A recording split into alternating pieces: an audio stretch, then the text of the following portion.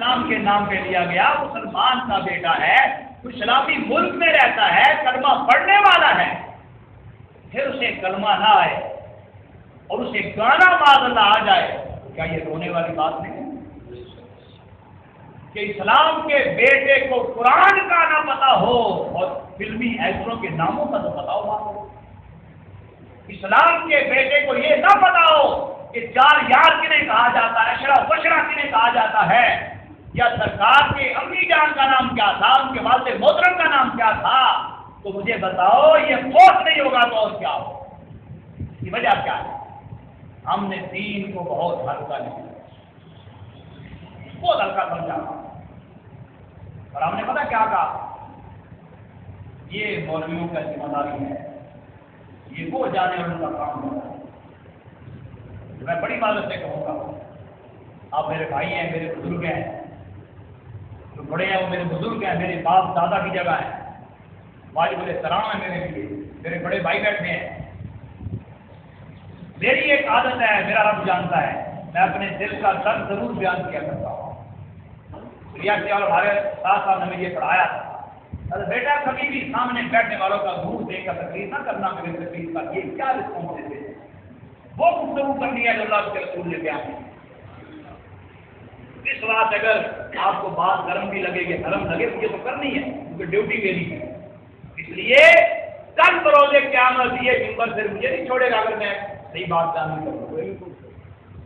سرکار فرمائیں گے کہ تجھے ہم نے سیٹ دی تھی، تیرے پاس منصب تھا، تیری لوگ بات سننے آتے تھے، بتا تو نے ان کو کیا فرق دیا تھا۔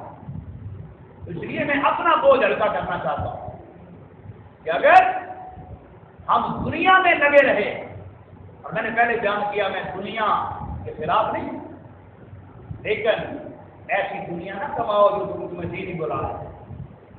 سرکار نے بڑا صحیح رقم من لم یترک الدنیا للآخرہ، من لم یترک الآخرہ للدنیا۔ سرکار نے تم میں سے بہتر وہ ہے جو دنیا دین کے لیے نہ چھوڑے، دین دنیا کے لیے نہ چھوڑے۔ اور دین کو آگے آگے رکھو، دنیا پیچھے پیچھے چلاؤ۔ اپنی ذمہ داری جو ہے دین کو دے دو، دین جو کہے وہ کرو، اپنی مرضی نہ کرو۔ دین کہے یہ حرام ہے تم کہو حرام، یہ نہ کہو کہ دین کہتا تو کہے میں حرام سمجھ لو۔ دین کہے جائز ہے تم کو ناجائز ہے، نہیں، جو دین کہے وہ کرو، پھر اللہ بھی راضی ہو جائے گا، اللہ کے رسول بھی راضی ہو جائے گا۔ لیکن اگر مرضی اپنی کی تو پھر کوئی فائدہ نہیں، کوئی فائدہ نہیں۔ سرکار نے فرمایا، میں حدیث شریف بیان کر کے بات ختم کروں، سرکار نے فرمایا اثنتان یکرہہما ابن آدم۔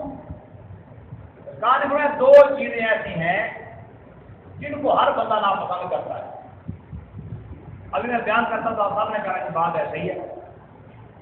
اب دیکھیں کتنے سالوں بعد آپ کی جو مزاج بنا امت کا، سرکار نے اتنے سال پہلے خبر دے دی، سرکار کو پتا تھا ایسا ہوگا۔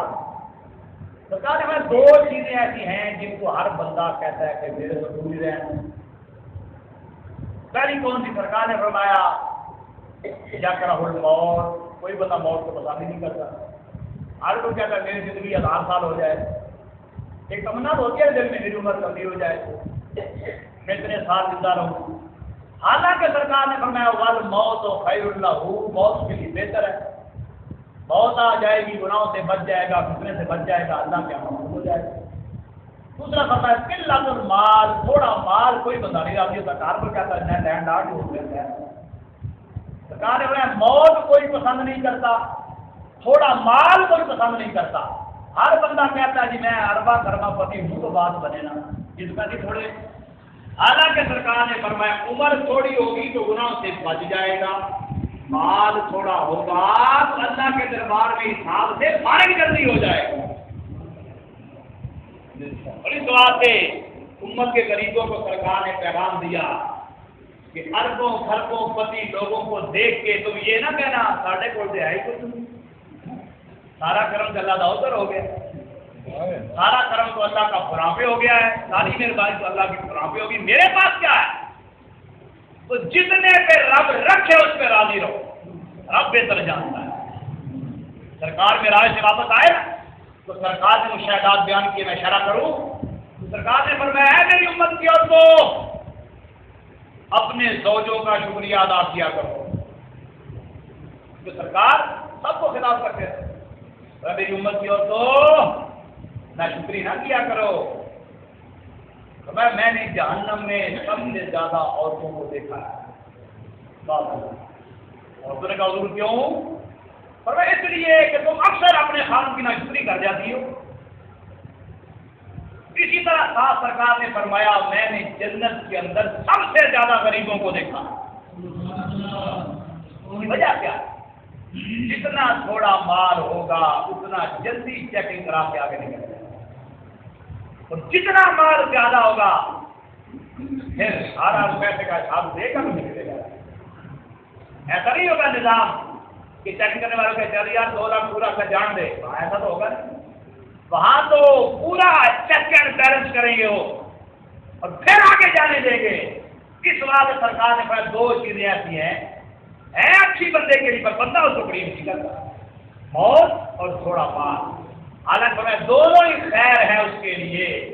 اس بات سے آپ دنیا کی زندگی پر شکر ضرور کرنا چاہیے، لیکن آخرت کی دعا بھی کرنی چاہیے۔ بڑی آسان سی مثال میں دیا کرتا ہوں، آج ہمارے گھر ہیں اور ہم گھر چلانے کے لیے کتنا فکر کرتے ہیں، اور ہمیں فکر کرنی چاہیے، ہماری ذمہ داری ہے، ہمیں اپنے گھر کے معاملات کا فکر ہونا چاہیے، بیوی بچوں کا خرچ، ان کا کپڑا، رہائش، دیگر معاملات ہونے چاہیے۔ میں کبھی نہیں کہتا کہ نہ ہونے چاہیے، عبادت ہے، لیکن جس طرح تم یہ فکر کرتے ہو اس طرح تمہیں نماز کی فکر کرنی چاہیے۔ جس طرح تمہیں یہ فکر ہے کہ میرے بچے کے منہ میں میں نے لقمہ دینا ہے، اس طرح تمہیں یہ بھی فکر ہو کہ میں نے فجر پڑھنی ہے، میں نے زور پڑھنی ہے، میں نے عصر پڑھنی ہے، میں نے مغرب پڑھنی ہے، میں نے عشاء پڑھنی ہے، میں نے جمعہ پڑھنا ہے۔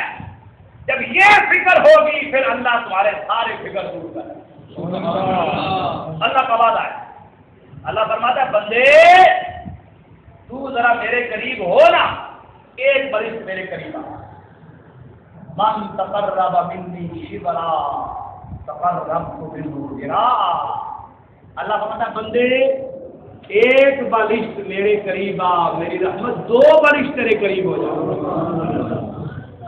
لیکن ہم کیا کرتے ہیں؟ شب برات آتی ہے، کچھ سو کے گزار دیتے ہیں، کچھ باتوں میں گزار دیتے ہیں، بچے ہمارے پٹاخے چلاتے ہیں۔ حالانکہ کبھی ہم نے نہیں سوچا کہ اگر میرے بچے نے میرے کمائی ہوئے رزق سے پٹاخے چلائے تو مجھے بھی کلاشر میں رکھا جائے۔ ہم سمجھتے ہیں شاید بچے نے 1000 مانگا 1000 دے دیا تو ذمہ داری پوری، بچے نے 500 مانگا 500 دے دیا ذمہ داری پوری ہے، بچے نے 100 مانگا 100 دے دیا سب ادا ہو گیا ہے۔ دینے کے ساتھ ساتھ یہ بھی یاد رکھنا اگر تیری خون پسینے کی کمائی غلط استعمال ہو گئی اللہ تجھے بھی پوچھے گا۔ اللہ پوچھے گا کہ ہم نے تجھے نگران بنایا تھا، ہم نے تجھے سلطنت کا بادشاہ بنایا تھا۔ اب آپ اللہ تبارک و تعالی ہمیں یہ دولت سمیٹنے کی توفیق نصیب فرمائے۔